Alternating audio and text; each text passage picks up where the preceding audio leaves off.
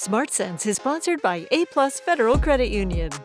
Welcome to Smart Sense. I'm Erica Brennis. Okay, gas prices this summer have been brutal, but Priscilla from A+ Federal Credit Union is joining us today with some advice on saving some money. Although finding the right price is ideal, it's not always possible. One thing we can do to help is minimize idle times.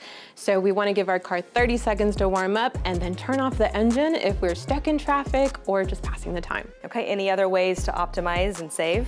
We want to work on our driving techniques. So we want to accelerate gradually, maintain our speed, and keep our distance to avoid braking constantly. Anything else we should be keeping in mind? Yes, use the right oil, maintain the appropriate tire pressures, and don't use the AC if you don't need to, though it's hard. I know, I blast that AC. All right, Priscilla, thanks for your advice. To learn more about saving money at the pump and beyond, visit aplusfcu.org/SmartSense.